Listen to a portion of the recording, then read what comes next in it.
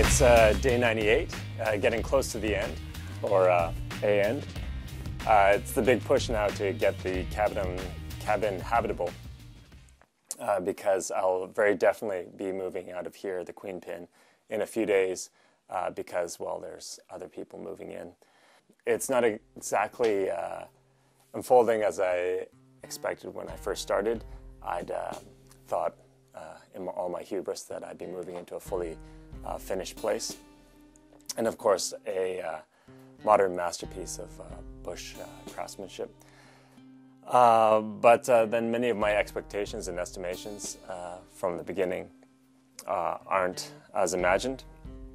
It may sound trite, but the technical aspects of building are perhaps the least significant things that I've learned working on this cabin and with Rich.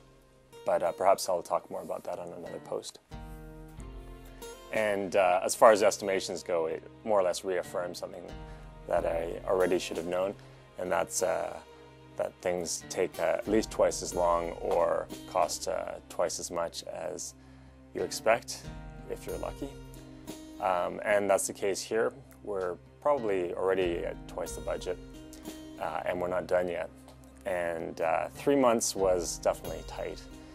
I was looking at the original schedule, and Rich had estimated 3 days for me to put up the walls, framing the windows and doors, and it ended up taking us 3 weeks, with 3 of us working at times.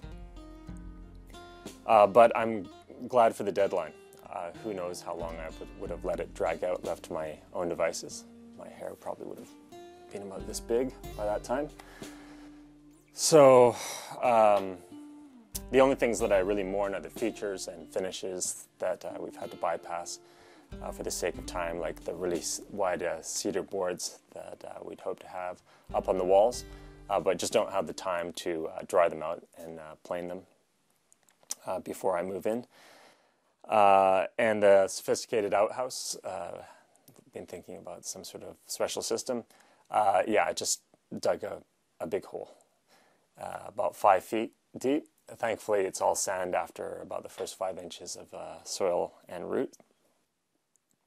We're all getting tired. Though I'm no longer getting that burnt out feeling I was periodically getting. Perhaps I'm past that sort of culture shock period that one viewer referred to. And it's kind of a surreal existence, quite apart from real life, whatever that might be. Talking about surreal, Lisa and I were putting in the ceiling and working really fast on the ladders because we were getting swarmed by Noseeums. And then we noticed that by the windows, and I'm only slightly exaggerating here, there were billions of these evil little bastards. And unfortunately on the inside of the windows. Rich had never seen anything quite like it. I took it as a sign of a personal impending apocalypse. But hopefully when we get the stove going, it'll dry out the place and they'll find other digs. But yeah, really alarming. Things are progressing. We've got the walls in the kitchen, or the siding for the kitchen's up.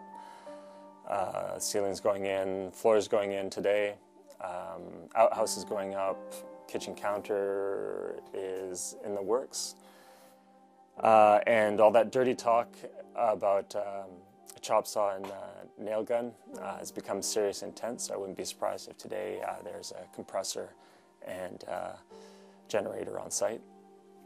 But you know what? I'm down with that. That whole one man and chainsaw thing went out when we started doing work parties.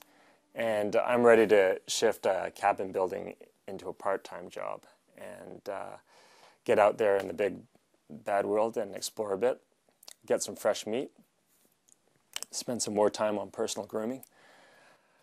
Yeah, it's going to be like a whole different life. But I will talk to you this Thursday from some other location.